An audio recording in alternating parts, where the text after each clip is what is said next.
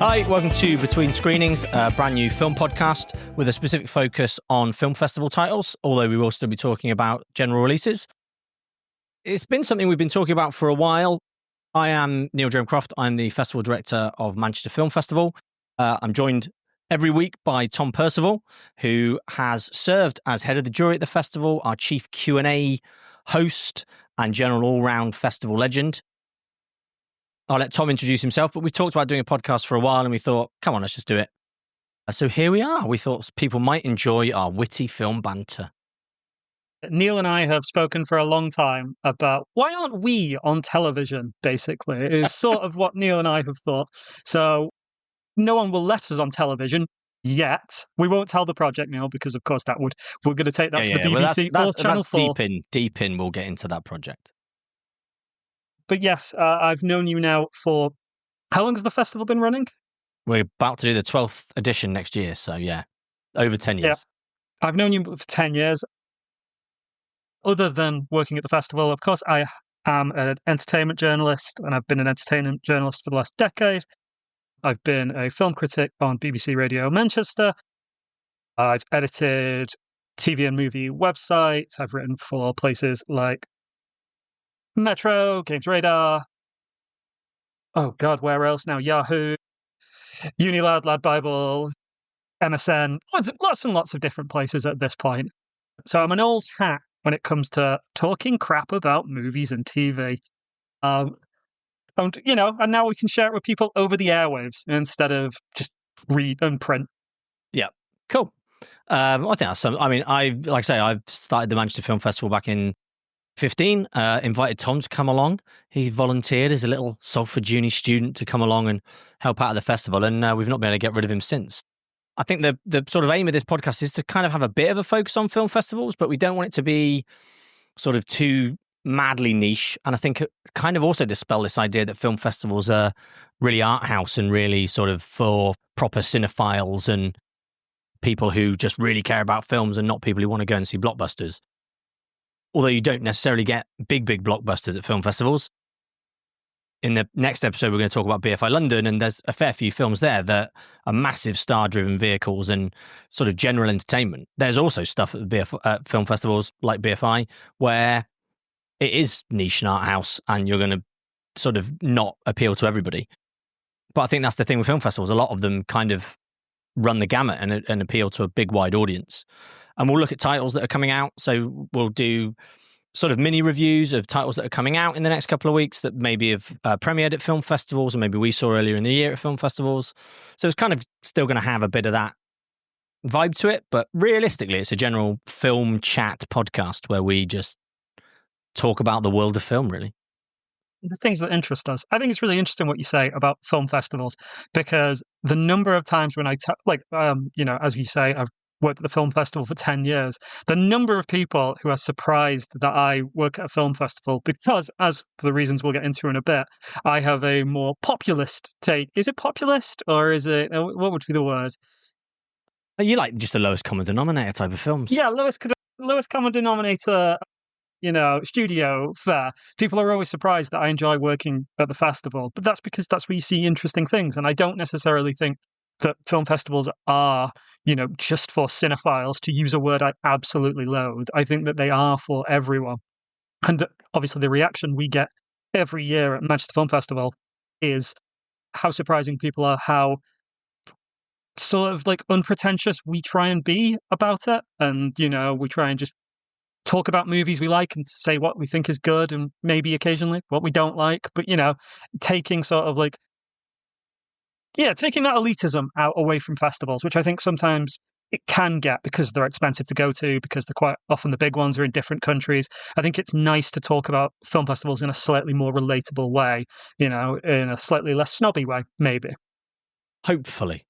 And when we do reviews of films, even if we don't like them, I think we're going to try and be civil about them, because we both know the amount of love and compromises and sweat and tears that go into making a film. So anyone who actually gets to make a film and it then gets a cinema release or gets into one of these big film festivals, they've obviously, they've slaved away at it. They really care about it. Just because I don't like it doesn't mean that there's not merit to the film. every film is a miracle. I know that's like a really, really tired cliche that people say, but it's genuinely true because, we've seen some stuff that I really don't enjoy, I've really not enjoyed, but it's better than anything I could ever do, just in terms of like the level of organization, the fact that they've gone out there, they've put themselves out there and made something. It's really impressive, and it always is. And there is always something to like in films. That maybe not every film, maybe there are a few that, I do loathe, but for the most part, I think you can always find a pearl or a silver lining around a movie. Yep. And the name of the podcast, Between Screenings, essentially that just boils down to us at a film festival, potentially at wherever we are. We've just come out of a screening. We're waiting for the next one. We're grabbing a beer. We're having a chat about what we've just seen. We're having a chat about what we're excited about coming up. We're having a chat about any news that's been breaking in the world of film. It's that kind of relaxed chat before you go and dive into the next thing.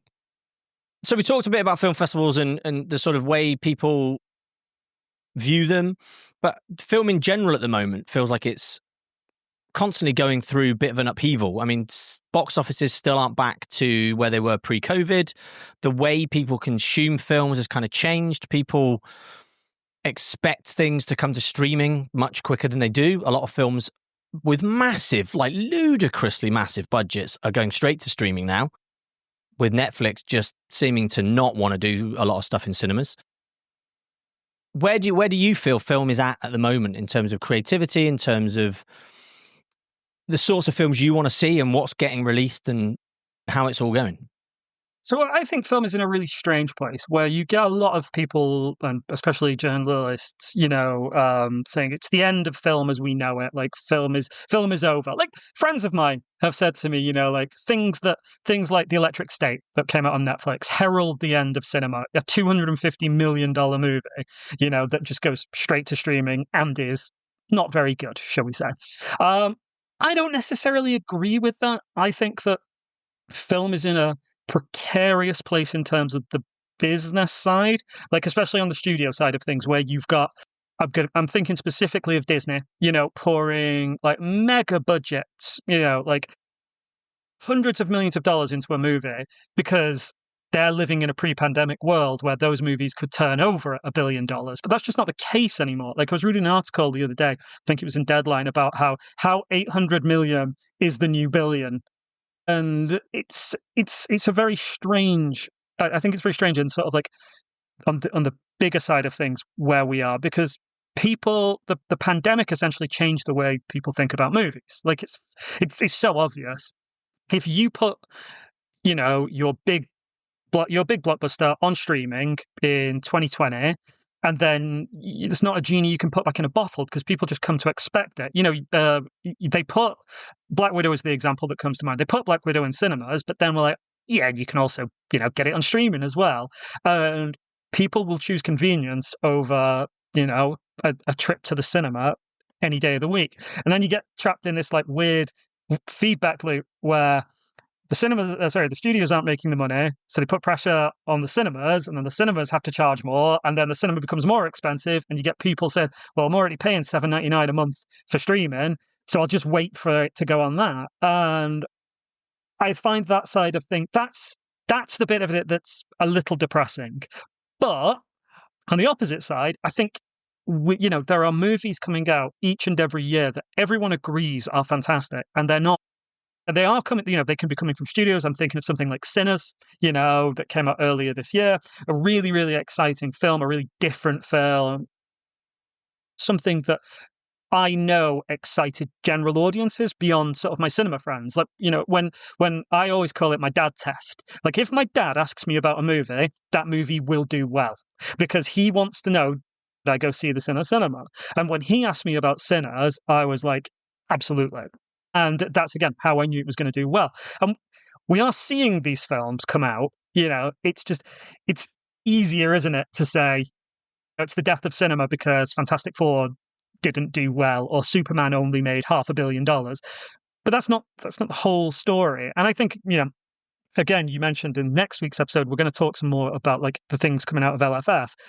And I think, Frankenstein, that, for example, Guillermo del Toro made for Netflix, I'm not sure that would get the budget from someone who wasn't Netflix. Or look at Martin Scorsese, like The Irishman, a 3.5 hour long epic that Apple is willing to bankroll because it's got the dollar and it wants to buy some prestige. I don't necessarily think that's getting made by someone like, I suppose back in the day that space would have been occupied by something like your Searchlights, which, and though they aren't necessarily because of those what was mentioned before, by the business pressures, they're not willing to take those risks anymore. So so streaming services can exist of these safe spaces for filmmakers. It's interesting. You mentioned Apple with the Scorsese one. I think what's really interesting is the sort of pivot they've taken this year with F1, which was definitely an event cinema driven film. Like, they really pushed that. It's still not available on Apple TV, so they're still pushing it as a theatrical. They've given that a big window to make its money theatrically. But then you've got something else like the new Guy Ritchie one, Fountain of Youth, been number one in their charts on Apple TV for weeks and weeks and weeks and weeks. Derided by critics, didn't have a theatrical, but just shows the slightly different business models for different films that they have. And then you've got K-pop Demon Hunters, which Netflix didn't obviously release theatrically, and then did, and came out and did 20 odd million in a weekend, and is going to probably do the same this coming weekend because they're re-releasing it for Halloween. I mean, me and you have spoken a lot about K-pop Demon Hunters and how there is someone somewhere in a Netflix office who's like, can we please put this in cinemas again? We could make a lot of money on it. And no doubt there's someone sat in a Sony office who originally had the movie, who sold it to Netflix for 20 million, I think it was. So it's a Netflix have a deal with Sony for like just a standard deal for animations where they pay, I think obviously they pay the budget, so Sony get the budget back and plus 20 million. So Sony's profit on it's 20 million, which with the behemoth that it is, you imagine they might have made slightly more than 20 million on it. To go back to what we were saying, would they? Because everyone has Netflix. Like, it is the default streaming service. People ask, is it on Netflix? Like, I've worked for SEO-driven websites, and the biggest query whenever there's a new movie is X on Netflix? Or where can I stream this? So, is K-pop Demon Hunter a hit if it wasn't freely available to everyone who had Netflix? And then the word of mouth is so big that people are willing to get Netflix just to see it. I mean, it's not a film I would have watched based off the name, as we've discussed before. And even my kids weren't interested in it based off the name. It was purely because of the hype that we ended up watching it. So yeah, it's definitely things that I think there's different strategies for each film. And I think the thing that the trades and the industry like to talk about is this sort of death of the mid-budget movie. So your sort of $30-40 million film that's just not making money. And I think it seems to be this year that those are the films that are doing well. So like you say, Sinners, Weapons, these films that are mid-budget, but then doing big multiples of their budget, making money. But then you've got something like One Battle After Another, which is absolutely loved the film. Huge budget though, 100 plus million budget. So suddenly it's got to take back 400 million theatrically to be a success. It's probably not going to get anywhere near that. But you've got something like Sinners, which only really needed to do like 120, 150 million to be profitable and be seen as a success, and does way above that. I do think the premium formats thing's interesting as well. How many more people are going out, and the sort of percentage of box office that's for something like Sinners, which had 70 mil IMAX screenings, and people are like traveling state to state in the States to go and watch that. And when Nolan's new film comes out, I think it's already sold out, all the 70 mil screenings in the US, like over a year before its release, which is just mad. So I think coming out of the writer's strike, I think, like you said, we'll talk about LFF next episode, but I think there's a lot more big titles that are then being released between now and sort of February in the awards corridor than maybe in previous years. And I think that's kind of coming out of the writer's strikes and coming out of COVID. I think those sort of $20 to $50 million films, you are getting more of them now because they are just less of a risk, and you probably can make the money back on streaming from those in a way you couldn't with the huge ones. It's exciting in a way because those smaller budget films will like part of the reason I'm led to believe, and again, it's very Hollywood accounting makes this very difficult to know for certain, but I'm led to believe part of the reason why One Battle After Another is an expensive movie is because the cast. Basically, like Leo ain't getting out of bed for less than 25 mil is supposed, allegedly, the Allegedly, the figure that along with his first dollar grosses. yes, exactly. So I imagine that these smaller budget, these lower budget movies we will get more exciting young talent coming through because I think for the longest time, certainly, and I know this has always been the case, there have always been megastars, but it felt for a while like it was the same four people getting every single movie role. Oh, I'd say you have just reminded me. I do feel the need to talk about Smashing Machine. I was going to bring up the same thing because, yeah, a megastar doesn't guarantee success these days in the same way, No. especially if they're casting something which their core fan base don't quite get.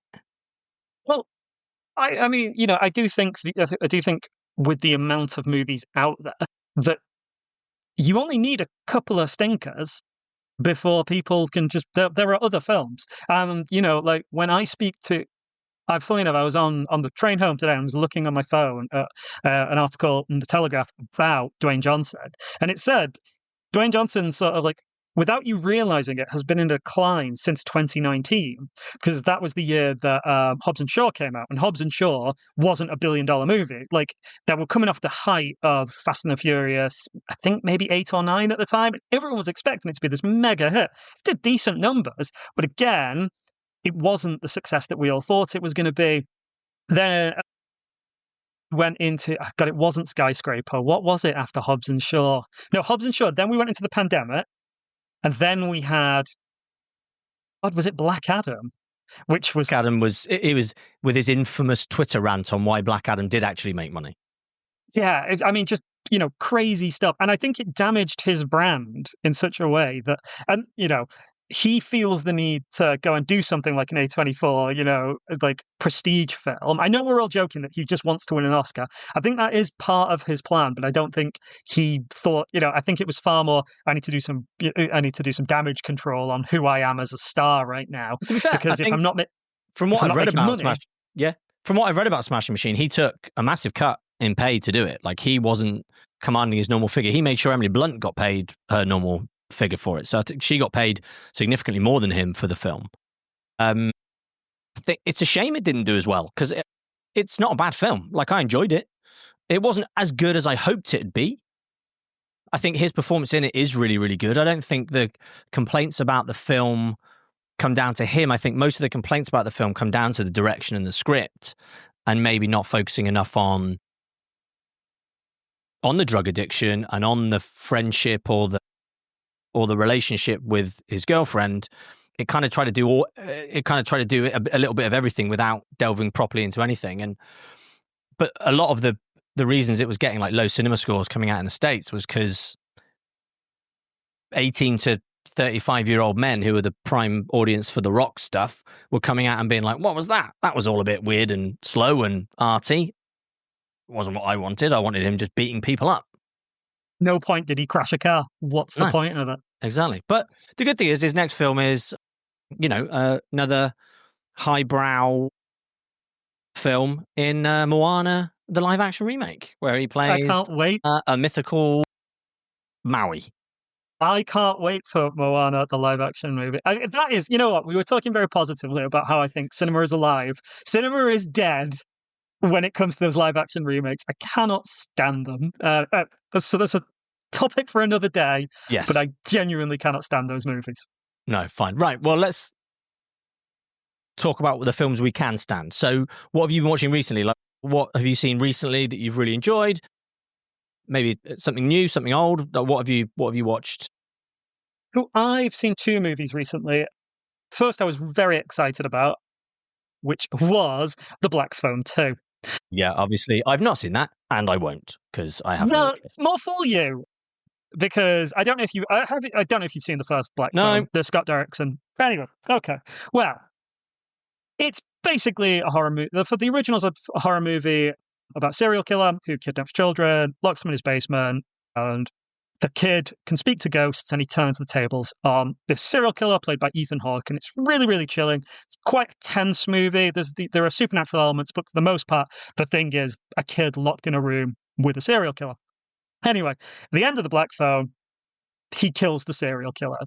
And the sequel is the ghost of that serial killer coming back to murder him. And I know Okay. we're going to talk about like where our tastes differ on these things, and this seems like a perfect example. But I love that. Yeah. I love it when they were like, well, we can't, because one of my favorite movie franchises of all time is the Halloween movies, which have to keep on finding ways to bring back Michael Myers. And Scott Derrickson just went, no, I'm not going to bring him back. He's a ghost now, because you want to see him as a ghost. Well, I think that's fine. I think for me, you're not, as long as you're not breaking the law you've created, then I think that's fine. Like if you set up a law, if the kid can see dead people, then why couldn't he come back as a ghost? That's it's not like an outlandish conceit, is it? Oh, exactly. You know what? They're not going to watch it. No, I know you're not. I know it's not your vibe. But you know what? I found it creepy. I found it quite. I would never say that I was absolutely terrified by it, but it was one of those films that, as you're watching it, you were just like, "This is an impressive genre piece." Like, the type of thing that you just, again, you don't really see anymore. Like, a horror movie where we're just really, really confident. Like, we're doing ghosts. We're not going to feel sorry. We're not going to, be po-faced about that. We're going to embrace how silly it is. We're going to lean into the ridiculousness of the situation. We've done with a few more deaths. Like, it's not really a slasher in the way I expected it to be. And I think as a result, the threat is quite minimal. You never really get the feeling that the kid's in danger, because the ghost is never going to kill him, but it doesn't kill any of his friends either.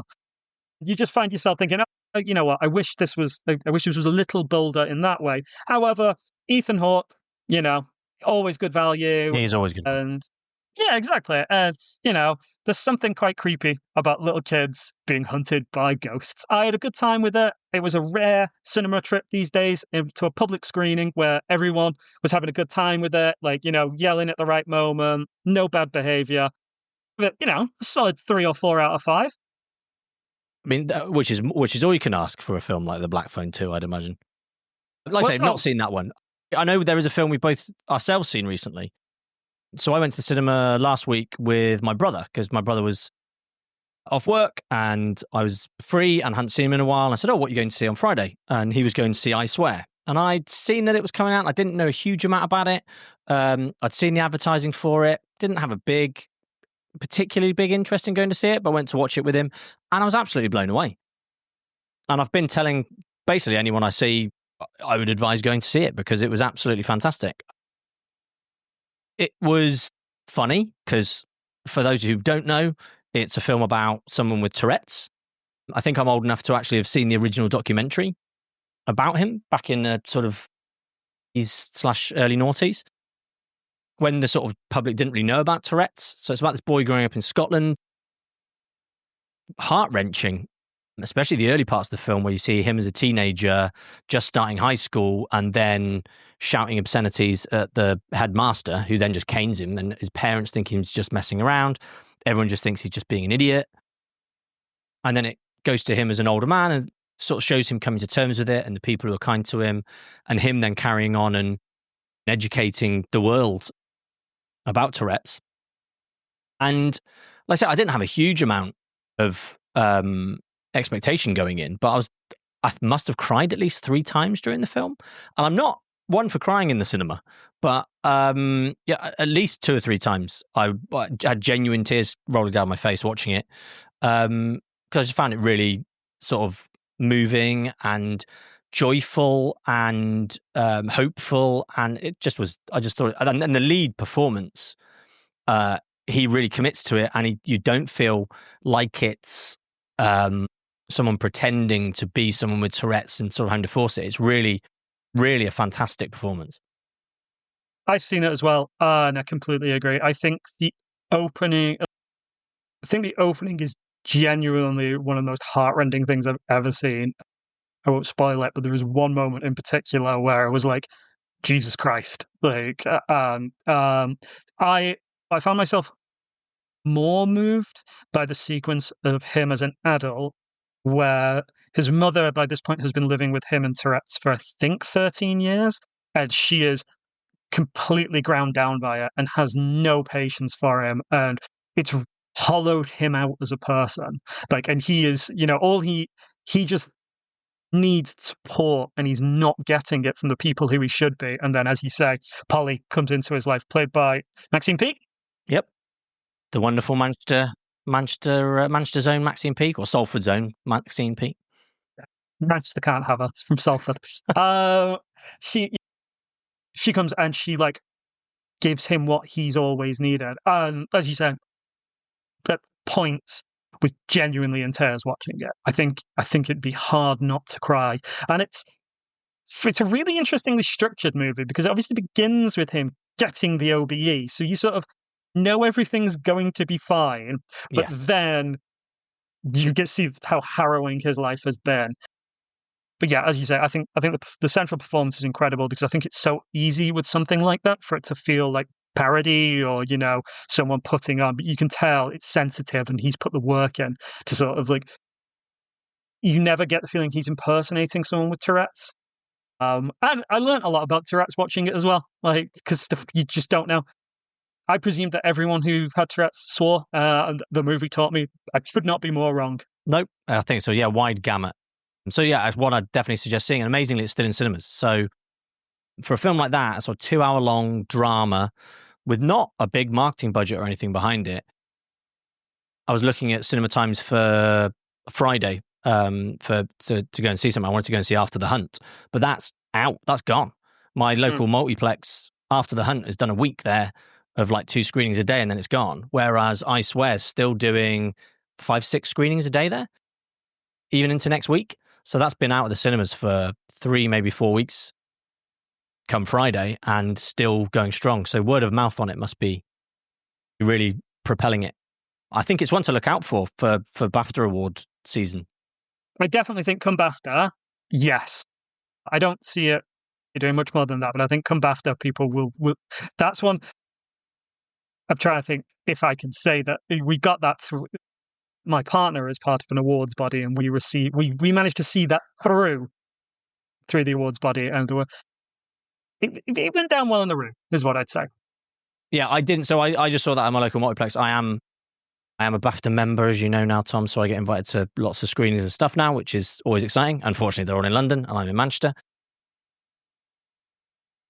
But yeah, I mean, it's one that I'll be looking out for, especially the lead performance. I think I'd be surprised if he's not getting some sort of nomination for that, whether it be at the BIFAs or the BAFTAs.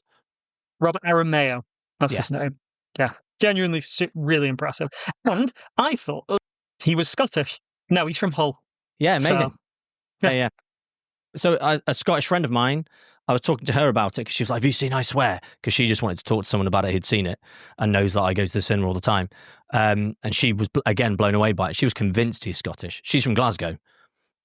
She was utterly convinced he was Scottish. I was like, no, he's English. She was like, no, don't believe you. That's too good an accent for...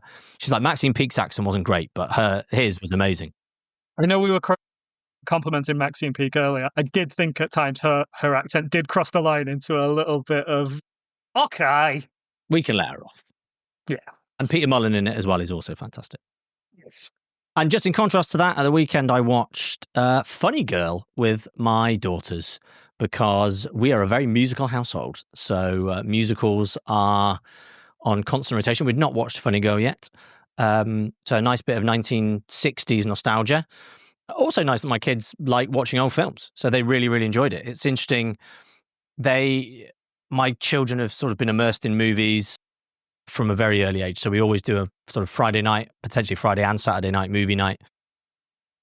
And a lot of the times the new stuff just isn't as interesting to them. So we've watched a lot of old stuff. Like they've seen Gentlemen Fur Blondes, which has a mad sequence in it where it looks like all the men are naked in like these weird flesh-coloured swimming suits. They've Singing in the Rain's a massive favourite, and they also like films that aren't musicals. But so we watched that on a Friday night. I really enjoyed it. I thought it was kind of what you expect. Yeah, it's Barbara Real Streisand Barbara being Streisand. fantastic. And then we watched Ocean's 8 on Saturday night. I love Ocean's 8. Ocean's 8, underrated gem. Genuinely. Just like, you know what? It's a conversation in itself about all female remakes. I don't care. Like, I like that. I think it's brilliant. Yeah, my girls loved it. I gave them the option. I said, do you want to watch the original, like Ocean's 11, and then we can work through to it? They're like, no, we want the one with all the girls in. So I was like, okay, fine. Are they interested in going back to Ocean's 11, though? I think we will go back to Ocean's 11 because they do like that kind of film where you got to figure stuff out. So we've watched. It's sort of. I don't want to give equivalence to these films, but we've watched the Knives Out films with them as well. So they like the sort of whodunit thing. We've watched the Now You See Me films. I don't think we'll be going to see Now You See Me 3 in the cinema, but we will probably watch it when it comes to streaming. I need to talk about Now You See Me because I thought we'd all agreed that those movies were tosh, right? I thought we'd all I think agreed. the general consensus after the second one was it was bad. Yeah. But apparently not. People talk to me, though, like I'm an idiot because I do not enjoy the Now You See Me movies. And people will say with a straight face, no, they're brilliant. I can't wait for the third one, including my fiance, who, while I was out the other day, didn't just watch the first one, watched the second one in a double bill because, and I quote, I'm getting ready to watch the third one. So I guess I will be watching the third one in cinemas. I mean, the first one did okay in terms of like critics and stuff, and it did better in terms of critics. The critics generally didn't like it, but the audience did. So its audience rating on Rotten Tomatoes was like 70%, but the second one was like 50% on audience rating and 30% critics. Like, yeah, I thought after the second one, people were like, "Yeah, I think we've had enough of that." I'm assuming it must have done well at the box office. I mean, I wonder whether it's just a franchise that people recognize.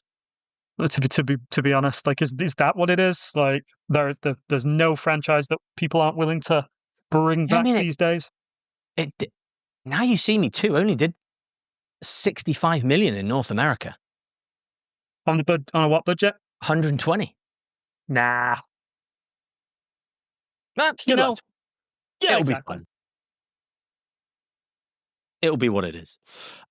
Cool. Well, I think we've probably waffled on enough for this episode. I think people have got an idea of our tastes and how they differ and how this is going to kind of go.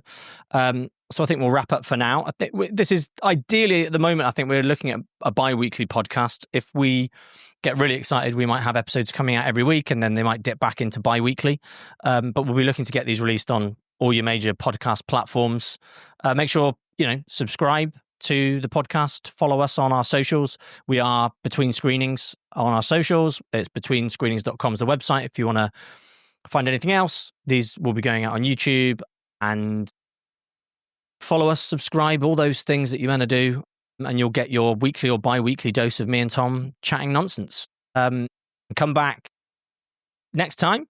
And the next episode, we'll go a bit more detail into the London Film Festival, which has just finished, and our thoughts on some of the films we saw there and on LFF's place in the festival calendar these days.